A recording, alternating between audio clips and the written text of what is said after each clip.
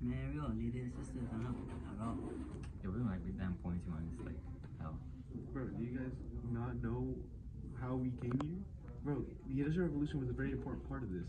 You How? guys, like the rise of factories? Listen, bro, I can make you more money if you invest in my invention. Alright, I'll find you, but if that doesn't work, you're gonna owe me more money. Yes! One.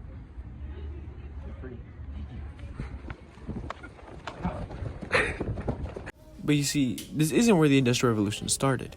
It actually originated from Great Britain, but it wasn't just one person. It was actually multiple. It started when James Hargreaves invented the spinning jenny and James Wyatt invented different variations of the steam engine.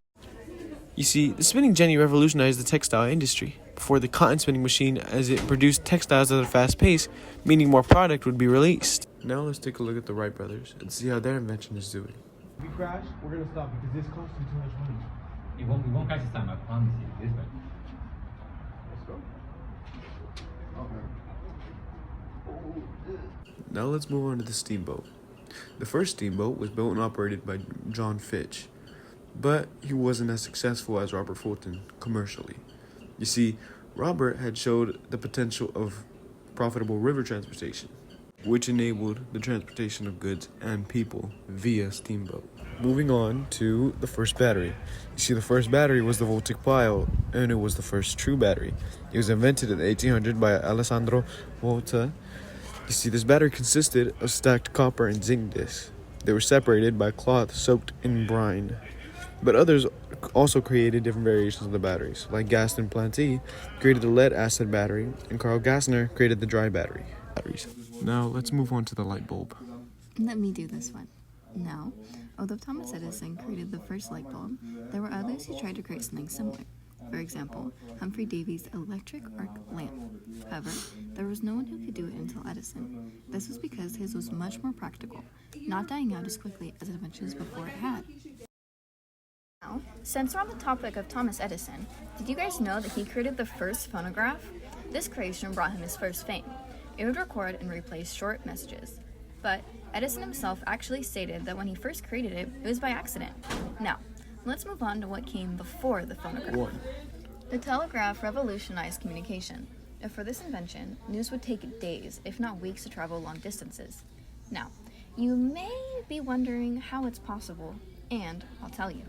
It's through Morse code. Morse code is a system of dots and dashes that represent numbers and letters. But that's enough for me. Let's move on to something a little more interesting. What she's talking about is the first electric generator. You see, in 1831, Michael Faraday invented it. The way it worked was a tube was wrapped in copper wire and insulated with cloth.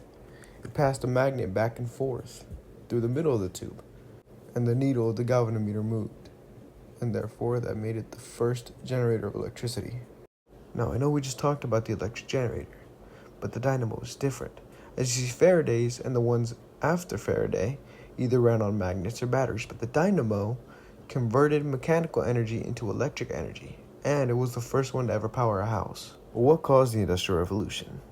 To get our answer, let's ask Juan. The cause of the Industrial Revolution began. Many people just want to get things done faster, and this led to more and more inventions coming out each year. This all led to sweeping changes in the economy and increased international trade. Many people moved from farms and villages to cities where work was more available. But as more and more people moved, so the negative effects of urban crowding and also industrial pollution, as this still continues to this day.